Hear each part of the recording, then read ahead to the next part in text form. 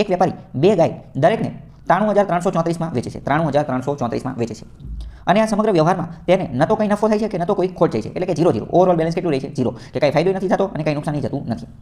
આ બેમાંથી એક ગાયને તે 16.2% નફામાં વેચે છે અને બીજી તો મતલબ કે પહેલી ગાયને 16.2% નફામાં વેચે છે, તો બીજી ગાયને કેટલા ટકા ખોટમાં વેચે છે? હવે જો આપણને એટલી તો ખબર પડી જાય ને કે એક ઉપર 16.2% નફો થતો હોય અને ઓવરઓલ જો 0 મળતું હોય, ઓવરઓલ કાંઈ ન મળતું હોય, તો એનો મતલબ શું કે બીજી ગાયને ખોટમાં વેચી હશે. અને કેટલી ખોટ હશે? તો કે ખોટ બહુ મોટી હશે. એ ખોટ એટલી હશે કે 16.2% નફો રહ્યો એને પણ કવર કરી નાખી હશે. એ તો ખબર પડી જાય, તો એ તો ઓબ્વિયસ છે, બરાબર. તો ચલો સમજીએ. તો શું કહે છે? ચલો, તો કે બેયને વેચે છે કેટલામાં? તો કે બેયને વેચે છે 93,334માં વેચે છે, 93,334માં વેચે છે. એટલે કે બેયની વેચાણ કિંમત સમાન છે. બેયની વેચાણ કિંમત કેવી છે? બેયની વેચાણ કિંમત સમાન છે. અને પણ આખા વ્યવહારમાં શું થાય છે? અને નફો પણ નથી થતો અને ખોટ પણ નથી થતી. તો હવે આ દાખલો કઈ રીતે ગણે? આનું બહુ સારું જાદુ મેજિક છે, એ સમજીએ. એકમાં શું થાય છે? એને 16.2% નફો થાય છે. તો કે 16.2% નફો. તો 16.2% નફો એનો મતલબ શું કે 1/6. તો આનો મતલબ શું? 6માં લઈ અને 7માં વેચવું હશે. 6માં લઈ અને 7માં વેચવું હશે. કેમ? કારણ કે નફો થાય છે એટલે 6માં લઈ અને 7માં વેચવું હશે. તો આ તો આપણને ખબર પડી ગઈ. હવે જો આમાં પહેલાં તમે સમજો, એક ઉપર નફો થાય છે અને એક ઉપર ખોટ જાય છે. અને આ બંને ગાય જે છે એની વેચાણ કિંમત સમાન છે.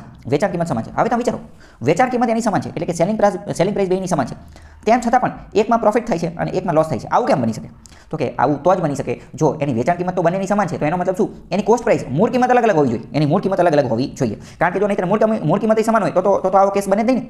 શું કહે છે? 93,334માં વેચે છે અને બેયની વેચાણ કિંમત સમાન છે. બેયની વેચાણ કિંમત સમાન છે. એકમાં પ્રોફિટ થાય છે અને એકમાં લોસ થાય છે. એનો મતલબ શું? જો વેચાણ કિંમત સમાન હોય અને એકમાં પ્રોફિટ થતો હોય અને એકમાં લોસ થતો હોય, તો એનો મતલબ એમ કે એની મૂળ કિંમત અલગ અલગ હશે. એની મૂળ કિંમત અલગ અલગ હશે. તો જ્યાં નફાવાળી જે રહી, નફાવાળી આપણને ખબર પડી ગઈ. જેમાં નફો થતો તો એ શું? તો કે એમાં 6માં લઈ અને 7માં વેચવું. એમાં 6માં લઈ અને 7માં વેચવું. તો હવે ખોટવાળું ના જોઈએ. ખોટવાળી વસ્તુ જે છે એ આપણે જોઈએ. ખોટવાળી વસ્તુ જોઈએ. તો ખોટવાળી વસ્તુમાં આપણને એ તો ખબર પડી ગઈ ને કે ખોટવાળી વસ્તુ હોય છે એ વેચી તો 7માં જ છે. તમને એવું લાગે એ કઈ રીતે ખબર પડે? તો એ રીતે ખબર પડે કારણ કે અહીંયા પહેલાં તો કહી દીધું ને કે બેયને એક જ કિંમતે વેચે છે. બેયને વેચે છે એક જ કિંમતે. બેયને દરેકને 93,334માં વેચે છે. મતલબ ઇન શોર્ટ જે કોઈ પણ હોય વેચે છે તો એક જ કિંમતે. તો મતલબ આ પહેલીને 7માં વેચે છે તો બીજાને પણ 7માં વેચતો હશે. હવે તમે વિચારો, બીજાને 7માં વેચે, બીજાને 7માં વેચે, બીજાને 7માં વેચે અને એમાં એને ખોટ જાય છે. એમાં એને ખોટ જાય છે, બરાબર. અને ઓવરઓલ તો બધું 0 થઈ જાય છે. ઓવરઓલ તો બધું 0 થઈ જાય છે. તો આમાં એને કેટલા? 1નો પ્રોફિટ મળતો હતો. આમાં એને 1નો પ્રોફિટ મળતો. તો શું થશે? આમાં એ 1નો પ્રોફિટ માઇનસ થઈ જશે ને. તો આમાં એને ખોટ કેટલી જતી હશે? તો કે એકની ખોટ જતી હશે. એકની ખોટ જતી હશે. તો હવે માની લો કે 7માં વેચે અને એકની ખોટ જતી હોય. 7માં વેચે અને એકની ખોટ જતી હોય તો એને ખરીદવું કેટલામાં હશે? તો કે 8માં ખરીદવું હશે ને. ઊંધું ચાલુ પડે આમાં. તાળો મેળવે તો ખબર પડી ગઈ. 8માં લઈને 7માં વેચું તો કે 8માં લઈને 7માં વેચું તો શું થાય? તો કે ખોટ જાય. કેટલાની ખોટ જાય? તો કે 1ની ખોટ જાય.